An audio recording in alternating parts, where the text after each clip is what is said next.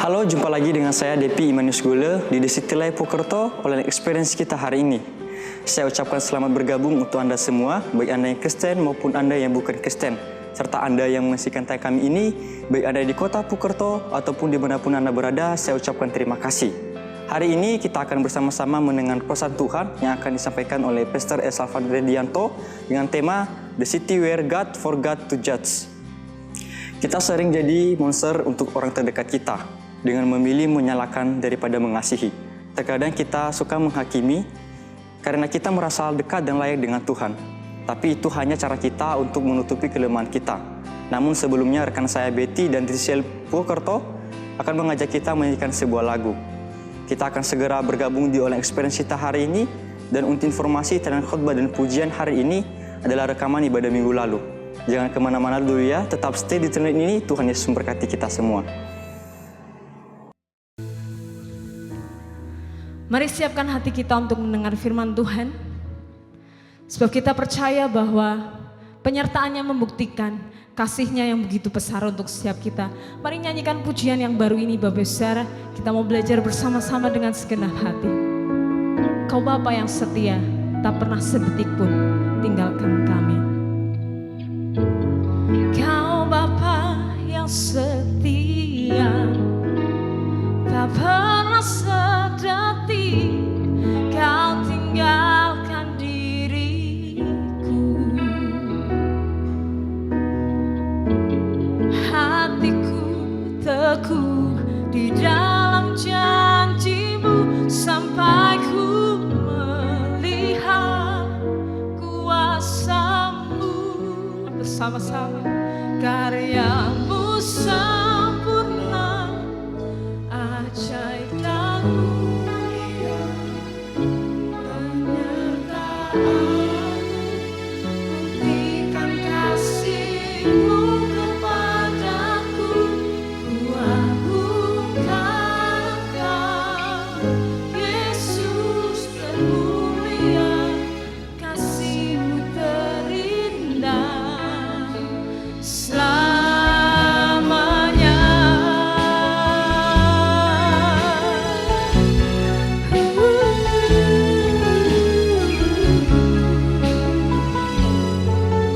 Mari nyanyikan pujian ini bersama-sama.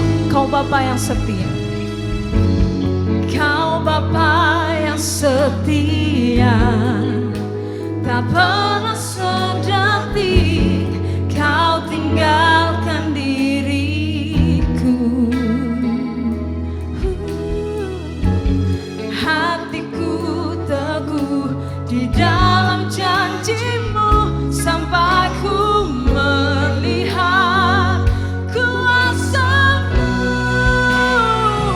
Karya-Mu sempurna, ajaib dan mulia, penyertaan-Mu, buktikan kasih-Mu kepadaku, ku agungkan Engkau, Yesus termulia, kasih-Mu Mari kita bangkit berdiri bersama-sama Bapak Saudara. Karya-Mu sempurna, ajaib dan mulia, penyertaan-Mu, buktikan kasih-Mu kepadaku, ku agungkan Engkau, Yesus termulia, kasih-Mu terindah.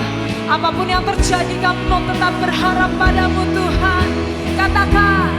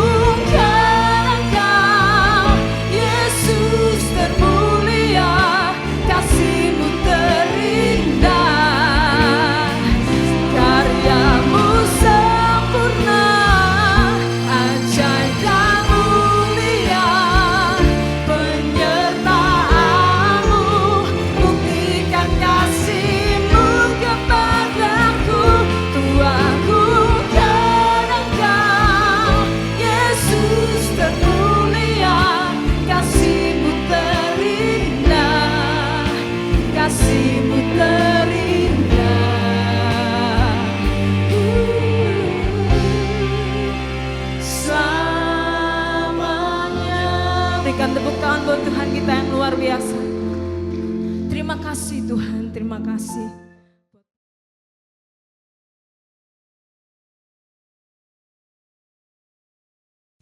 Selamat sore Bapak Ibu dan teman-teman semua.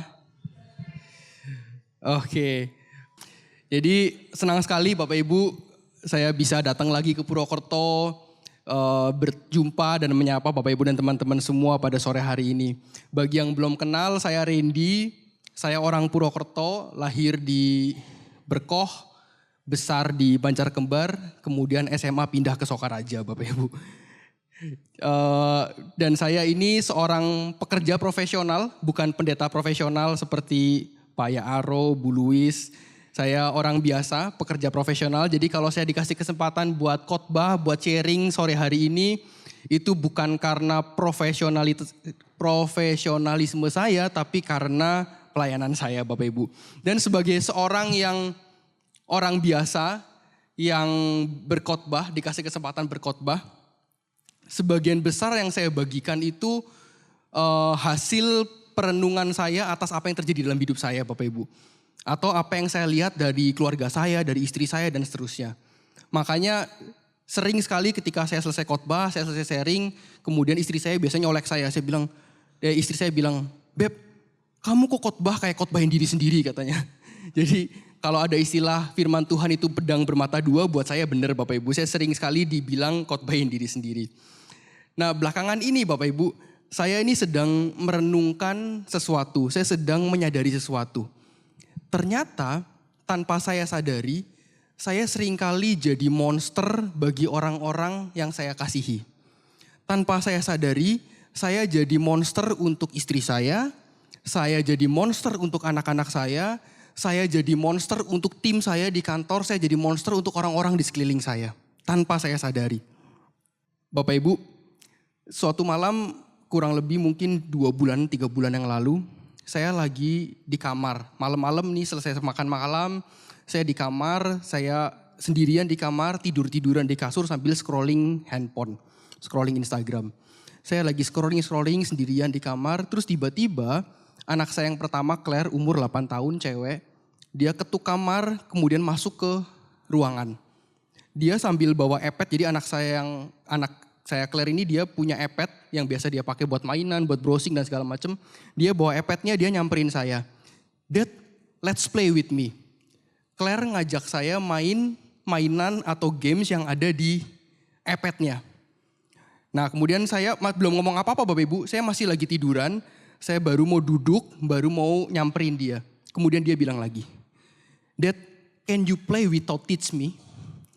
"Dad, bisa gak sih kita main aja, gak usah ngajarin aku." "Dad, bisa gak sih kita main aja, kita seneng-seneng aja, gak usah kasih tahu aku gimana ini jalannya, yang bener gimana, yang salah gimana, gak usah kasih tahu apa-apa. Kita main aja," katanya.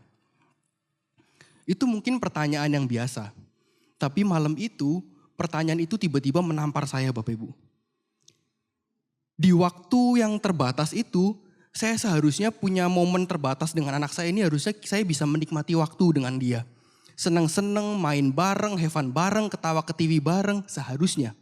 Tapi bagi saya, seringkali saya pakai momen yang menyenangkan itu, saya pakai buat ngajarin Claire.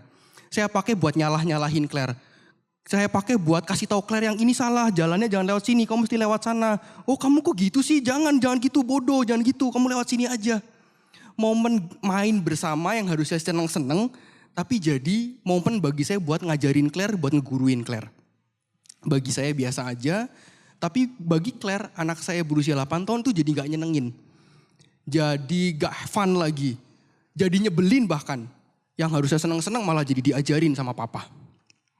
Tanpa saya sadari, seringkali saya jadi monster buat orang yang saya kasihi. Dengan menggunakan waktu yang terbatas, bukan untuk menikmati waktu bersama mereka, bukan untuk mengasihi mereka, tapi justru untuk menggurui mereka, untuk menghakimi mereka. Nah Bapak Ibu, kemudian saya coba cari-cari tahu, saya coba googling beberapa artikel, kemudian saya menyimpulkan dari beberapa artikel tentang psikologi, jadi beberapa teori psikologi tentang kenapa sih orang guruin orang lain, kenapa sih orang menghakimi orang lain. Nah ada 2 teori, saya rangkum ada 2 teori kenapa orang kemudian menghakimi orang lain. Yang pertama penyebabnya adalah Karena orang tersebut butuh pengakuan diri. Orang tersebut butuh pengakuan bahwa orang ini lebih dominan, lebih pinter, lebih ngerti, lebih berpengalaman, butuh pengakuan sehingga dia secara tidak sadar menghakimi orang lain, menggurui orang lain. Itu yang saya lakukan tanpa sadar ke anak saya. Tanpa saya sadari, saya sedang guruin Claire. Saya sedang menghakimi Claire, saya sedang nyalahin Claire yang ini salah. Tanpa saya sadar, karena saya sebagai papanya tentu lebih berpengalaman. Lebih tahu gimana caranya main game. Lebih tahu gimana caranya ini mana yang salah, mana yang benar. Saya sebagai papanya merasa lebih dominan. Tanpa saya sadari, saya sedang menggurui Claire, menghakimi Claire. Itu penyebab yang pertama. Penyebab yang kedua, ini berdasarkan beberapa teori psikologi itu, orang itu menghakimi orang lain atau nyalahin orang lain karena apa? Karena butuh membela diri. Loh, kok butuh membela diri? Membela diri dengan menghakimi atau nyalain orang lain. Contohnya apa? Contohnya nih, orang yang punya fantasi selingkuh misalnya. Orang yang punya pengalaman selingkuh misalnya. Orang tersebut bisa jadi dia nyalahin pasangannya. Beb, kamu selingkuh ya? Kamu pulang malam. Beb, itu siapa? Cowok yang di sebelah kamu itu. Kamu selingkuh ya? Padahal belum tentu. Dia sedang menutupi kesalahannya dengan nyalahin orang lain. Ini bukan saya ngomong Bapak Ibu. Jadi saya ngeliat ada yang colek-colek sebelahnya. Ini bukan saya ngomong. Ini seorang psikolog namanya Sigmund Freud yang ngomong. Contoh lain. Orang yang sering meledak-ledak marahnya, orang yang sering meledak-ledak emosinya, biasanya sering menyangkali emosinya dengan bilang begini. Saya ini gak marah, kamu yang marah. Saya ini memang ngomongnya keras tapi saya ini gak marah. Kamu yang marah. Ngomong saya emang keras, saya orang Batak nih. Memang ngomong saya keras, kenceng, tapi saya gak marah. Padahal dia lagi marah. Itu penyebab kedua. Orang seringkali mencoba menutupi sesuatu dengan nyalahin orang lain. Dan fakta lain yang terjadi adalah seringkali agama itu menjadi alat bukan hanya sebagai alat, bahkan menjadi sesuatu yang subur untuk orang bisa menghakimi orang lain. Agama jadi tempat yang subur untuk orang bisa nyalain orang lain. Agama jadi tempat yang subur untuk bisa menghakimi orang lain. Padahal agama yang awalnya diciptakan sebagai lembaga untuk bisa membuat orang kenal Tuhan, seiring berjalannya waktu kemudian berubah. Agama berubah bukan hanya untuk memperkenalkan orang dengan Tuhan, agama berubah menjadi lembaga yang bisa ngatur hidupnya orang lain. Agama kemudian membuat peraturan untuk menghakimi orang lain, bahkan menghukum orang lain. Bahkan Bapak Ibu, pada dunia modern saat ini, di mana kita tinggal saat ini, dunia yang sudah modern, di mana sudah ada lembaga hukum yang sah untuk menghakimi seperti hakim, pengadilan, jaksa, sudah ada sekarang di dunia kita saat ini. Bahkan di dunia modern saat ini agama tetap mau mengambil peran sebagai hakim. Hakim apa? Hakim moral, hakim budaya, hakim etika. Ini persis seperti yang pernah dikatakan oleh seorang penulis science fiction terkenal. Dia seorang ateis namanya Arthur C. Clarke. Dia pernah bilang begini. Salah satu tragedi terbesar dalam sejarah umat manusia adalah bahwa moralitas dibajak oleh agama. Agama yang dibuat oleh manusia itu kemudian berubah menjadi jangkar, menjadi tolak ukur, menjadi alat ukur, menjadi timbangan benar atau salahnya moral seseorang. Dan apa yang terjadi ini, apa yang dikatakan sama Arthur ini, terjadi sudah ribuan tahun yang lalu Bapak Ibu. Bahkan sebelum agama menyebut dirinya agama. Nah, ada satu kisah Bapak Ibu, satu kisah yang dicatat di Yohanes 8 ayat 1 sampai 11. Kisah ini menceritakan tentang seorang wanita yang dihakimi oleh orang-orang Farisi. Cerita ini sangat menarik yang akan saya ceritakan secara singkat pada sore hari ini untuk Bapak Ibu dan teman-teman semua. Tapi kalau teman-teman mau baca lengkap bisa baca sendiri di Yohanes 8 ayat 1 sampai 11. Jadi ceritanya saat itu Tuhan Yesus sedang mengajar di rumah ibadat. Ketika Tuhan Yesus sedang mengajar di rumah ibadat, tiba-tiba ada segerombolan orang-orang Farisi dan ahli Taurat. Dia datang ngegeret wanita yang kedapatan berzina. Wanita ini kedapatan berzina, kemudian digeret, ditaruh di tengah-tengah rumah ibadat. Kemudian Orang-orang Farisi ini sama ahli Taurat ini mau apa sih?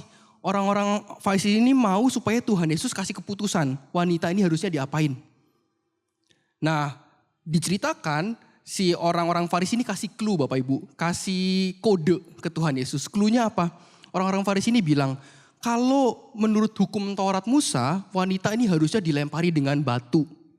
Dihukum mati dengan dilempari dengan batu. Singkat cerita, Tuhan Yesus malah mempertanyakan, oke, kalau gitu siapa yang tidak punya dosa, siapa yang tidak punya salah, silahkan lempari batu. Dan akhirnya tidak ada satupun orang yang melempari batu termasuk Tuhan Yesus. Teman-teman, yang menarik dari kisah ini adalah yang ketahuan berzina, yang kemudian dihakimi, yang kemudian ditarik untuk dilempari dengan batu adalah seorang wanita. Hanya seorang wanita. Ya, gak ada wanita lain, gak ada pria lain. Padahal gak mungkin kan si wanita berzina sendirian. Ya kan? Yang dihakimi, yang ditarik ke tengah-tengah rumah ibadat hanya seorang wanita. Padahal teman-teman, orang-orang Farisi ini kan berpatokan pada hukum Taurat Musa nih.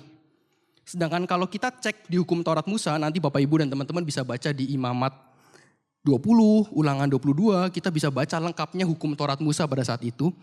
Yang seharusnya dilempari batu adalah bukan hanya wanita, tapi keduanya. Di situ dikatakan bahwa pria dan wanita yang ketahuan berzina harus mereka bawa keluar pintu kota untuk dilempari dengan batu. Pertanyaannya adalah, di mana prianya? Di mana pria yang berzina dengan wanita ini? Di mana? Kenapa yang ditarik cuman si wanita? Di mana prianya? Apakah pria yang berzina dengan wanita ini adalah salah satu dari orang-orang Farisi? Apakah pria yang berzina dengan wanita ini adalah salah satu dari orang Farisi yang bahkan ikut narik si wanita ini? Nggak ada yang tahu. Pertanyaan berikutnya adalah, orang-orang Farisi ini punya tugas Bapak Ibu. Tugasnya orang-orang Farisi adalah menegakkan hukum Taurat di tengah-tengah orang Israel. Jadi kerjaan dia adalah memastikan supaya hukum Taurat ini tetap berjalan di tengah-tengah bangsa Israel. Itu tugas orang Farisi. Tapi pertanyaannya, kenapa wanita yang ketahuan berzina ini gak langsung aja dibawa keluar pintu kota untuk dilempari dengan batu? Kenapa malah dibawa ke depan Tuhan Yesus ke rumah ibadat? Dan anehnya lagi, ketika Tuhan Yesus mempersilahkan untuk melemparinya dengan batu, gak satu pun dari mereka yang melempari dengan batu. Artinya, orang-orang Farisi yang tugasnya menegakkan hukum Taurat, saat itu memilih untuk tidak menjalankan hukum Taurat. Sekali lagi ya Bapak Ibu, orang Farisi ini kan tugasnya menegakkan hukum Taurat. Tapi hari itu mereka memilih untuk tidak menjalankan hukum Taurat. Ini tuh kalau dianalogikan kayak polisi Bapak Ibu. Polisi lalu lintas tugasnya adalah menjalankan peraturan lalu lintas, tapi hari itu dia memilih untuk melanggar lalu lintas. Nah itu contohnya Bapak Ibu. Sama seperti orang Farisi ini. Tugasnya menjalankan atau menegakkan hukum Taurat, hari itu memilih untuk tidak menjalankan hukum Taurat. Dari dua pertanyaan yang tidak bisa kita jawab ini Bapak Ibu, saya punya dugaan. Dugaannya, para orang Farisi, si penegak hukum Taurat ini yang seharusnya menjalankan hukum Taurat, mereka pun pernah merasakan diampuni dari hukum Taurat Musa yang kejam. Mata ganti mata, gigi ganti gigi, nyawa ganti nyawa. Mereka orang-orang Farisi yang tugasnya menegakkan hukum Taurat pun pernah merasakan pengampunan dari hukum Taurat. Jadi ini pelajaran yang pertama Bapak Ibu. Pengalaman mendapatkan pengampunan dari penghakiman itu memampukan kita memberikan pengampunan juga kepada orang lain. Hanya orang yang diampuni saja yang akhirnya bisa mengampuni. Kenapa? Karena pada dasarnya setiap orang itu suka menghakimi, tapi di saat yang sama tidak suka dihakimi. Betul? Emang ada di sini yang suka dihakimi? Suka direndah-rendahkan? Wah Ren, saya suka kok dibully. Saya suka kok dihakimi. Saya suka kok direndah-rendahin. Saya suka kok disalah-salahin. Ada? Pasti gak ada. Setiap kita pasti suka menghakimi, tapi di saat yang sama kita tidak suka dihakimi. Fair, itu manusiawi. Dan Bapak Ibu, pada dasarnya setiap orang secara natural itu akan lebih dulu menghakimi daripada mengasihi. Pada tahun 1990 Bapak Ibu ada seorang ibu muda namanya Debbie Bergry. Ibu muda ini punya 2 anak kecil, anaknya masih kecil-kecil, yang satu bahkan baru lahir, baru beberapa bulan umurnya. Ibu Debbie ini suatu hari sedang berbelanja di sebuah kota nggak terlalu besar, namanya kota Tampa di South Florida, Amerika Serikat. Si ibu muda ini, Ibu Debbie ini, dia sedang belanja di supermarket. Ketika dia sedang belanja di supermarket, tiba-tiba ada segerombolan anak-anak remaja, masih belasan tahun, anak-anak remaja, datang ke supermarket itu untuk ngerampok supermarket itu. Beberapa dari anak-anak remaja ini bahkan membawa pistol. Salah satu yang bawa pistol adalah namanya Ian Manuel. Nah kemudian Ian Manuel ini dia menodongkan pistol kepada setiap orang yang mencoba melawan. Salah satunya Ibu Debbie. Ibu Debbie ini mencoba melawan, disuruh nunduk dia nggak mau nunduk. Disuruh berlutut, dia nggak mau berlutut. Ibu Debbie ini mencoba melawan. Sehingga si Ian Manuel ini menodongkan pistol kepada Ibu Debbie. Di situasi yang sangat menegangkan itu, akhirnya Ian memutuskan buat menembak Ibu Debbie. Niatannya itu mau tembak di kepala. Tapi karena Ian ini bukan profesional, dia mungkin baru pegang senjata baru hari itu, meleset. Yang ketembak bukan kepalanya, tapi rahang. Rahang, pipi, giginya ini hancur. Singkat cerita, ambulan kemudian datang, si Ibu Debbie ini harus segera melakukan operasi hari itu. Sedangkan si Ian Manuel ini ditangkap polisi, dijatuhi hukuman seumur hidup dengan catatan tanpa boleh terima remisi Bapak Ibu. Artinya apa? Artinya hampir dipastikan si Ian ini dihukum seumur hidup. Sampai dia mati dia bakal di penjara. Selain proses operasi dan pemulihan pasca operasi yang menyakitkan, Ibu Debbie ini juga masih menyimpan kekesalan, amarah yang begitu besar untuk si Ian Manuel yang nembak dia. Bahkan ketika di persidangan, Ibu Debbie yang melakukan kesaksian yang kemudian memberatkan si Ian, yang akhirnya membuat Ian dipenjara seumur hidup dan tidak boleh terima remisi. Itu adalah hukuman yang sangat berat bagi anak usia belasan tahun Bapak Ibu. Dan polisi setempat pun setuju untuk Ian dihukum berat. Karena apa? Karena mereka lagi jadiin kasus ini contoh supaya anak-anak remaja lain gak ada yang kayak Ian. Setelah beberapa tahun berlalu, kemudian Ibu Debbie ini yang operasinya udah mulai sembuh. Ibu Debbie tapi masih menyimpan amarah, masih menyimpan kekesalan. Kemudian dia mencoba menuliskan kekesalannya, amarahnya, kecewanya di sebuah surat Bapak Ibu. Dia tulis suratnya ini dikirim ke penjara, ditujukan ke Ian Manuel. Berisi segala kekesalan, kekecewaan, amarahnya kepada Ian Manuel. Dia tulis surat, dia kirim, ternyata sama Ian dibalas Bapak Ibu. Ian balas suratnya dan mereka akhirnya balas-balasan surat nih. Antara Debbie sama Ian balas-balasan surat. Yang satu di luar penjara, satu di penjara. Dan singkat cerita akhirnya Ibu Debbie memutuskan untuk mengampuni Ian atas penembakan yang pernah dilakukan terhadap dirinya. Bukan hanya itu, Debbie adalah orang yang terus-terusan mendorong, mendukung, bahkan mengupayakan supaya Ian di penjara tetap bisa sekolah. Ian kan masih belasan tahun, jadi mungkin masih junior high school gitu. Ian ini akhirnya bisa sekolah di dalam penjara, bisa menyelesaikan sekolahnya di penjara atas bantuan si Debbie. Debbie yang bantu, Debbie yang biayain supaya gurunya bisa datang dan melanjutkan sekolah di dalam penjara. Bukan hanya itu Bapak Ibu. Debbie juga akhirnya kerjasama dengan beberapa instansi kemanusiaan, hak asasi manusia, untuk melakukan berbagai upaya untuk bisa meringankan si hukumannya si Ian. Akhirnya pada tahun 2016 atau 26 tahun setelah di penjara, Ian akhirnya dinyatakan bebas bersyarat. Dan mereka, Debbie dan Ian ini akhirnya mereka jadi teman baik.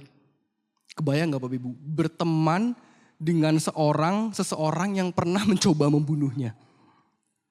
Dan ketika si Ian ini keluar dari penjara, Debbie juga salah satu orang yang menunggu di depan pintu gerbang penjara untuk memeluk Ian. Dan ketika Ibu Debbie memeluk Ian dengan sangat tulus, dengan sangat ikhlas, dengan sangat seperti tidak menyimpan dendam apapun, kemudian wartawan datang nanyain Ian, interview Ian, apa perasaan Ian. Dan ini yang Ian katakan, I didn't feel like I was hugging a stranger. Debbie is not only like a guardian angel for me, she's like a mother for me. Bagi Ian bilang, aku seperti tidak memeluk orang lain kok. Aku tuh seperti sedang memeluk mamaku sendiri. Buat aku, Debbie itu bukan hanya malaikat, tapi udah kayak mamaku sendiri. Bantuin aku sekolah, rutin kunjungin aku. Aku bisa selesai sekolah di penjara juga karena Debbie. Bagi Debbie, menghakimi Ian adalah hal yang sangat wajar. Hal yang sangat wajar. Saya pun kalau jadi Debbie, saya melakukan hal yang sama. Kalau perlu, kalau saya jadi Debbie nih Bapak Ibu, kalau perlu Ian jangan cuma dihukum penjara seumur hidup. Kalau perlu hukuman mati buat si Ian. Bukan hanya penjara seumur hidup dan gak boleh remisi. Kalau perlu hukuman mati. Saya kalau jadi Debbie, saya akan melakukan hal yang sama. Mau si pelaku dihukum seberat-beratnya. Jadi menghakimi adalah hal yang paling mudah yang bisa dilakukan. Menghakimi hal yang paling manusiawi yang bisa dilakukan. Menghakimi adalah hal yang paling wajar yang bisa dilakukan oleh seorang korban kepada pelakunya. Tapi Debbie memilih jalan lain. Debbie memilih untuk mengampuni dan mengasihi Ian. Ini jelas pilihan yang jauh lebih sulit. Ini jelas pilihan yang jauh lebih effort. Ini jelas pilihan yang jauh lebih mahal. Dibandingkan hanya sekedar menghakimi. Ini pelajaran kedua buat kita semua Bapak Ibu. Menghakimi itu gratis. Menghakimi itu gak pakai effort.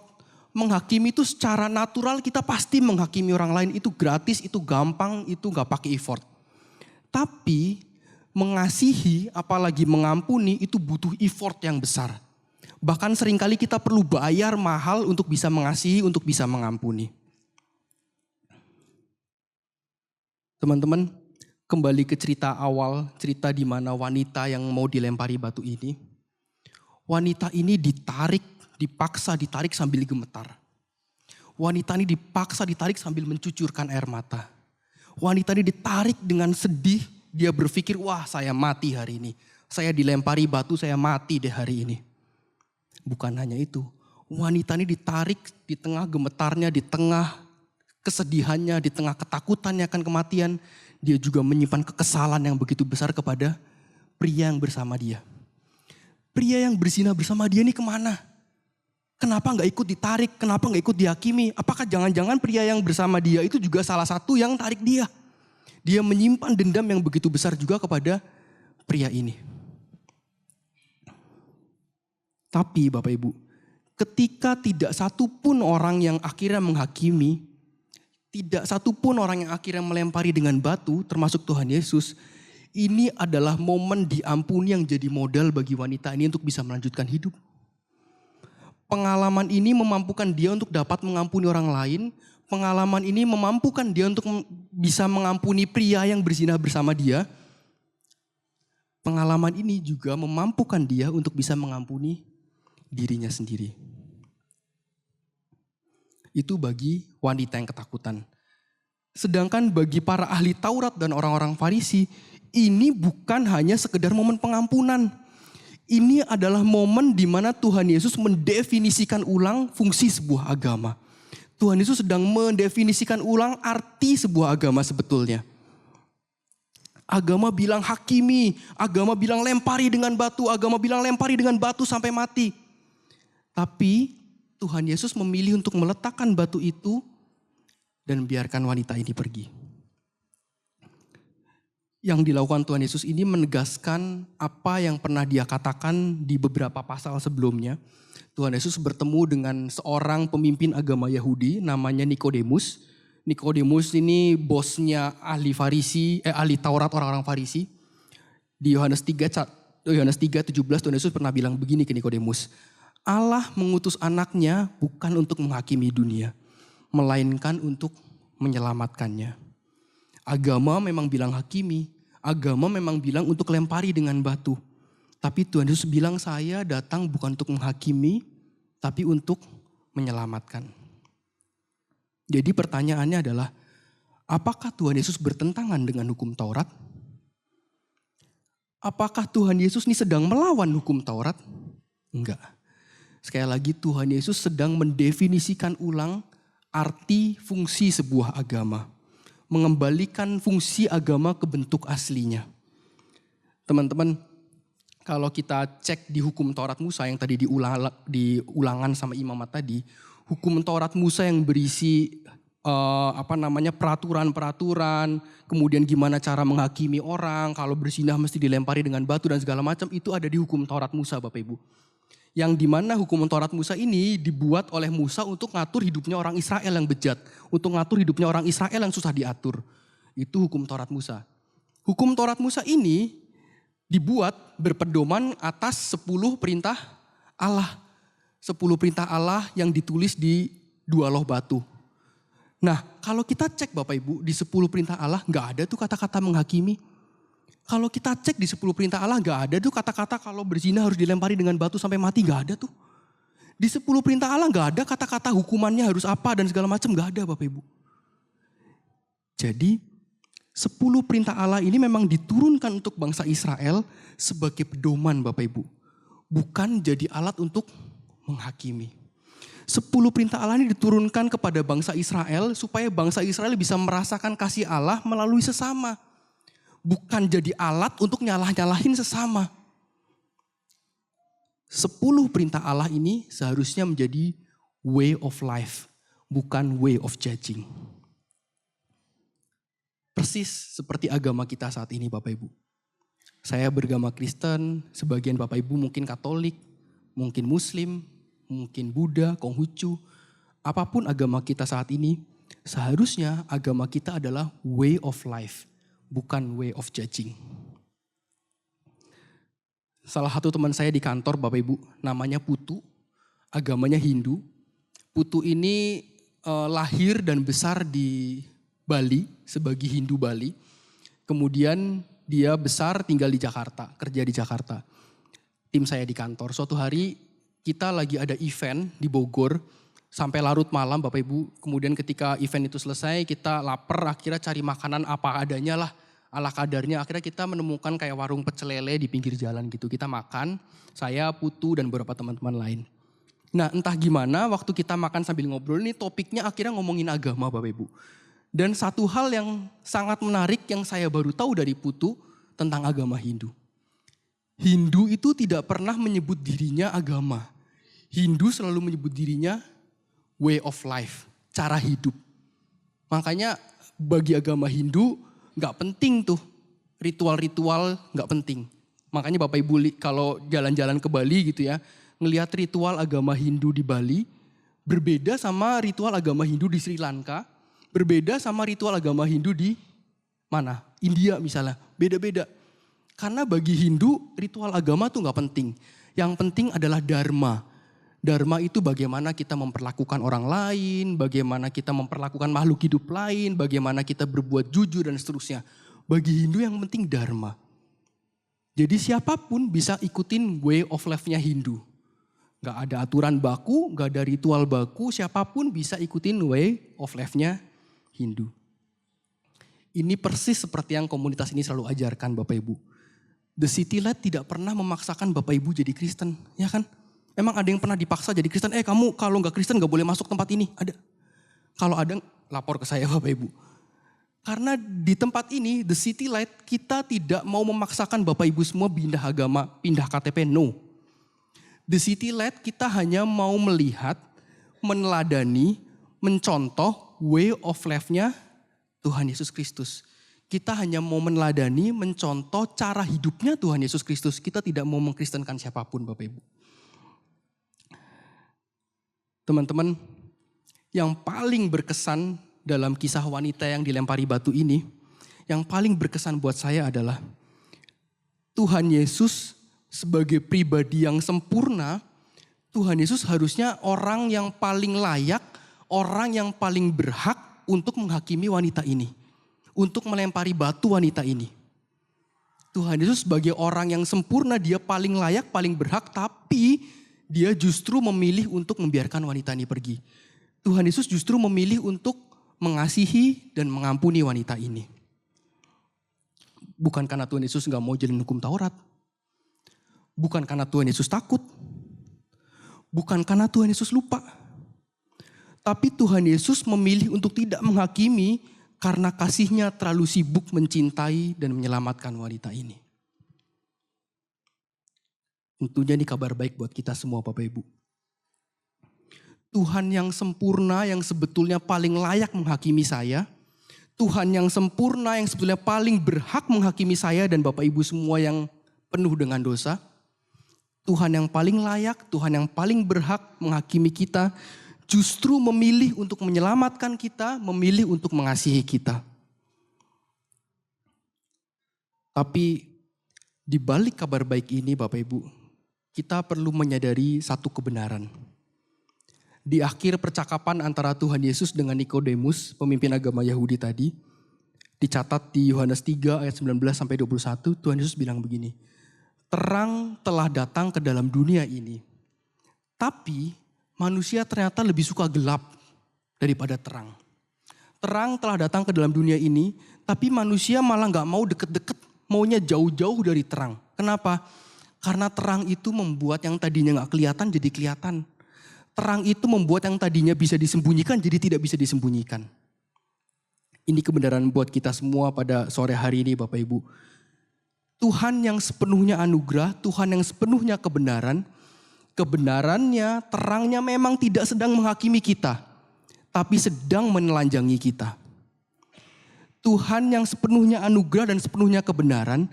Kebenarannya memang tidak sedang menghakimi kita. Tapi sedang mengintimidasi kita, membuat kita gak nyaman, membuat kita pingin kabur, membuat kita pingin jauh-jauh dari terang Tuhan. Bukan kebenaranlah yang menghakimi kita, tapi akhirnya pikiran kita sendiri yang kemudian menghakimi kita karena intimidasi itu. Saya membayangkan seperti seseorang pasang kamera CCTV di toko Bapak Ibu. Jadi kalau kita punya toko, kita pasang CCTV di beberapa sudut toko itu. Setiap orang yang keluar masuk dari toko tidak dihakimi oleh CCTV kan. CCTV tidak menghakimi setiap orang yang keluar masuk toko kan. Tapi kalau ada orang yang mau masuk toko dengan niatan jahat, orang itu merasa terintimidasi. Wah, saya kok lagi diliatin, lagi dipantau sama orang-orang, sama pemilik toko. Ya kurang lebih seperti itu Bapak Ibu. Kebenarannya sekali lagi tidak menghakimi kita, tapi menelanjangi kita, mengintimidasi kita. Dan kebenaran itu datang untuk siapapun. Bagi yang mengharapkannya maupun bagi yang tidak mengharapkannya. Bapak Ibu dan teman-teman semua, saya duga sebagian besar dari kita atau mungkin semua dari kita pernah mengalami pengalaman dihakimi orang lain. Pernah mengalami pengalaman direndahkan orang lain, disalah-salahin orang lain. Didosa-dosain orang lain, saya yakin semua dari kita pernah punya pengalaman itu. Dan jika saat ini pasanganmu sedang menghakimimu, ingat, Tuhanmu sedang tidak menghakimimu. Jika keluargamu saat ini sedang menghakimimu, ingat, Tuhanmu tidak sedang menghakimimu. Jika teman baikmu, circlemu, orang-orang kepercayaanmu, tim kamu saat ini sedang menghakimimu, ingat, Tuhanmu tidak sedang menghakimimu. Bahkan ketika agama apapun Bapak Ibu semua, ketika agamamu saat ini sedang menghakimimu, ingat, agama Tuhanmu tidak sedang menghakimimu. Bahkan ketika otak kita, ketika hati kita yang sedang menghakimi diri kita sendiri, membuat kita terus-terusan merasa bersalah, feeling guilty, ingat, Tuhan kita tidak menghakimi kita. Takeaway yang pertama bagi kita semua orang-orang beragama, apapun agamanya, yang seringkali menggunakan agama sebagai alat untuk menghakimi orang lain, alat untuk merendahkan orang lain, alat untuk nyalah-nyalahin orang lain. Ini take away bagi kita. Pertanyaannya adalah, kita menghakimi orang lain karena apa sih? Karena kita merasa dekat dengan Tuhan. Karena kita merasa dekat dengan Tuhan sehingga kita punya rights, kita punya hak untuk menghakimi orang lain. Yang jadi pertanyaan, apakah Anda benar-benar dekat dengan Tuhan atau Anda merasa dekat dengan Tuhan? Karena semakin kita merasa dekat dengan Tuhan, semakin kita sok dekat dengan Tuhan, maka akan semakin besar keinginan Anda untuk menghakimi. Tetapi semakin dekat dengan Tuhan, semakin Anda benar-benar dekat dengan Tuhan, maka akan semakin besar keinginan seharusnya untuk mengasihi, untuk mengampuni. Itu take away yang pertama Bapak Ibu. Take away yang kedua bagi kita semua pagi hari ini adalah, menghakimi itu bukan cara menunjukkan kekuatan. Menghakimi itu bukan cara menunjukkan dominasi, menunjukkan kepintaran kita, menunjukkan keunggulan kita, bukan. Menghakimi itu justru cara kita untuk menutupi kesalahan kita, menutupi kelemahan kita. Sedangkan mengampuni bukan berarti kita sedang mentoleransi kesalahan. Mengampuni bukan berarti kita sedang menutupi kesalahan. Mengampuni adalah cara kita untuk menunjukkan kekuatan kita dan kedewasaan kita. Di akhir khotbah saya sore hari ini Bapak Ibu, saya mau bagikan satu aplikasi yang tidak sederhana, tapi kita perlu sama-sama lakukan mulai hari ini. Batu apa yang sedang kita pegang Bapak Ibu? Batu apa yang sedang kita pegang, yang kita siap untuk lempar ke orang lain, yang kita siap untuk hakimi orang lain, yang kita siap untuk menyalah-nyalahin orang lain, dosa-dosain orang lain? Batu apa yang sedang kita pegang? Apakah mulut manis kita? Apakah kata-kata kita yang tajam? Apakah posisi kita di kantor, kekuasaan kita di kantor, jabatan kita di kantor yang biasa kita pakai untuk nyalah-nyalahin orang lain? Apakah kepintaran kita mungkin yang sering kita pakai untuk merendahkan orang lain? Atau kekayaan kita mungkin yang sering kita pakai untuk merendahkan orang lain? Apa? Apa batu yang sedang ada di tangan kita yang kita siap untuk lemparin ke orang lain, yang kita siap untuk hakimi orang lain? Apa? Karena saya yakin setiap dari kita punya batunya masing-masing yang sedang kita pegang. Bisa jadi beda batu saya sama batu Bapak Ibu. Tapi saya yakin sekali setiap kita punya batunya masing-masing yang kita siap lemparkan untuk menghakimi orang lain. Dan ajakan saya hari ini adalah kita ikutin way of life-nya Tuhan Yesus Kristus. Letakkan batu itu ke tanah. Dengan cara apa? Tutup mulut. Tutup mulut ketika Anda mulai berpikir Anda mau menghakimi orang lain. Tutup mulut ketika Anda mulai berpikir saya ini rasanya mau merendahkan orang lain. Tutup mulut. Lebih baik diam daripada menghakimi orang lain. Lebih baik diam daripada nyalah-nyalahin orang lain. Dan kemudian kita perlu belajar untuk mengasihi, bahkan mengampuni mereka. Tuhan Yesus berkati kita semua Bapak Ibu. Saya mau ajak kita sama-sama menyanyikan sebuah lagu. Lagu yang mengingatkan kita bahwa Tuhan Yesus pun melakukan hal yang sama. Dia memilih untuk melupakan, dia memilih untuk tidak memperhitungkan setiap kesalahan kita. Tuhan yang sempurna itu yang sebetulnya paling berhak menghukum kita, menghakimi kita, tapi justru dia memilih untuk mengasihi kita, menyayangi kita apa adanya. Mari kita nyanyikan lagu ini sama-sama. Sejauh timur dari barat, Engkau membuang dosaku. Tiada kau ingat lagi pelanggaranku.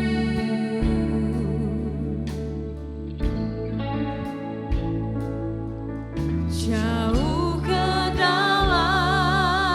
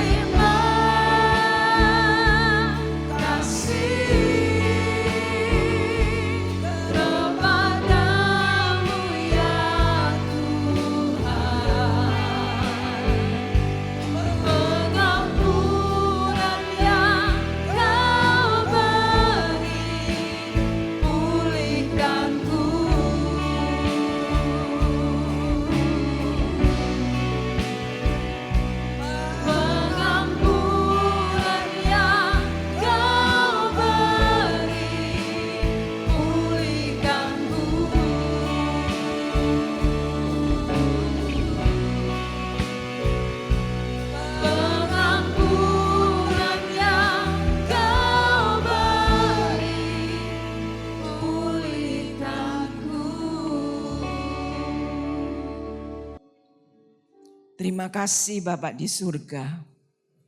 Kasih-Mu sudah memulihkan hidup kami, memberikan pengampunan bagi kami semuanya ya Bapak. Sehingga hidup kami ini memiliki kasih Kristus. Hidup kami boleh memberkati sesama kami. Terima kasih Tuhan. Walaupun dalam melakukan pengampunan itu kami harus membayar mahal. Tapi Tuhan sudah memampukan kami. Jadikan kami pengikut Kristus yang dewasa. Yang tidak menyimpan dendam dalam hidup ini. Kami mau belajar benar-benar memberikan pengampunan bagi sesama kami yang bersalah. Supaya seperti yang dilakukan oleh Tuhan Yesus. Tidak menghakimi. Kami juga mau belajar untuk tidak menghakimi. Terima kasih Tuhan. Terima kasih. Engkau sudah memberikan teladan terbaik bagi hidup kami. Kami akan mengikuti teladan Tuhan. Supaya hidup ini tidak menjadi percuma. Tapi hidup ini boleh menjadi berkat bagi sesama kami. Saudara-saudara, kita akan masuk dalam perjamuan kudus. Kita angkat roti ini dan dengar firman Tuhan. Sebab apa yang telah kuteruskan kepadamu, aku terima dari Tuhan. Yaitu bahwa Tuhan Yesus pada malam waktu ia diserahkan, mengambil roti dan sesudah itu ia mengucap syukur atasnya. Ia memecah-mecahkannya dan berkata, inilah tubuhku yang diserahkan bagi kamu. Perbuatlah ini menjadi peringatan akan aku. Saudara-saudara, bukankah roti yang kita pecah-pecahkan adalah persekutuan dengan tubuh Kristus? Amin. Kita makan roti ini bersama-sama dalam nama Tuhan Yesus Kristus.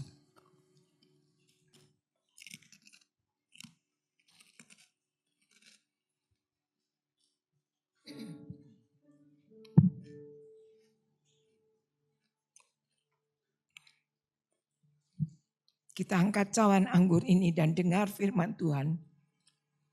Demikian juga ia mengambil cawan sesudah makan, lalu berkata, cawan ini adalah perjanjian baru yang dimeteraikan oleh darahku. Perbuatlah ini setiap kali kamu meminumnya menjadi peringatan akan aku. Sebab setiap kali kamu makan roti ini dan minum cawan ini, kamu memberitakan kematian Tuhan sampai ia datang. Saudara-saudara, bukankah cawan pengucapan syukur yang atasnya kita ucapkan syukur adalah persekutuan dengan darah Kristus? Amin. Kita minum bersama-sama anggur ini dalam nama Tuhan Yesus Kristus.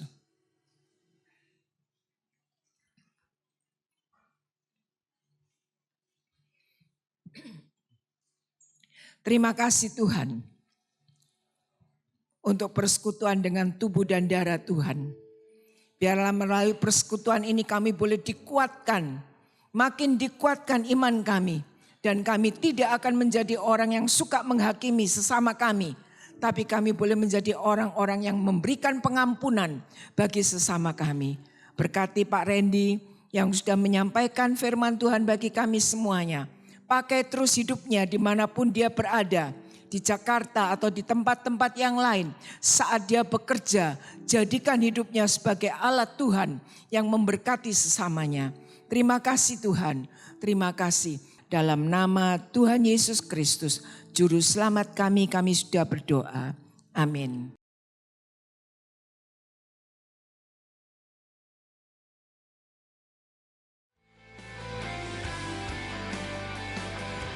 Bapak Ibu, kita perlu belajar menutup mulut ketika kita memiliki keinginan untuk menghakimi. Dan kita perlu melawan potensi itu dengan cara mengampuni. Karena dengan cara mengampuni itu menunjukkan kasih yang sesungguhnya. Terima kasih buat Pastor Elsafan Rendianto untuk besar Tuhannya yang sudah menyampaikan pesan Tuhan bagi kita semua. Tuhan Yesus memberkati.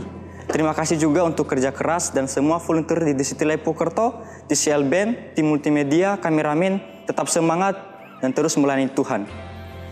Juga Anda semua yang telah menyaksikan tayang kami ini dengan setia, terima kasih. Selanjutnya untuk Bapak Ibu yang akan memberikan persembahan, baik persembahan rutin maupun persembahan perpuluhan, bisa langsung mentransfer ke rekening gereja yang tertera di daerah Anda.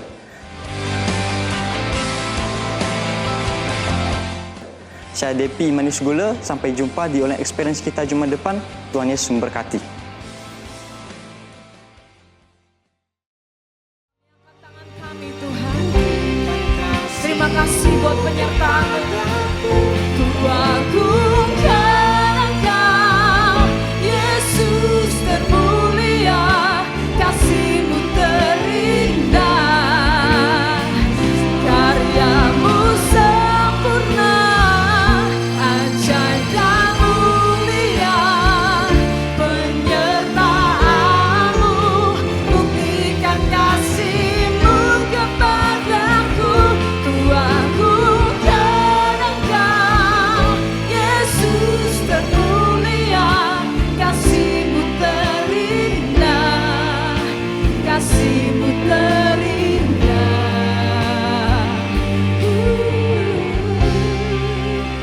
Selamanya.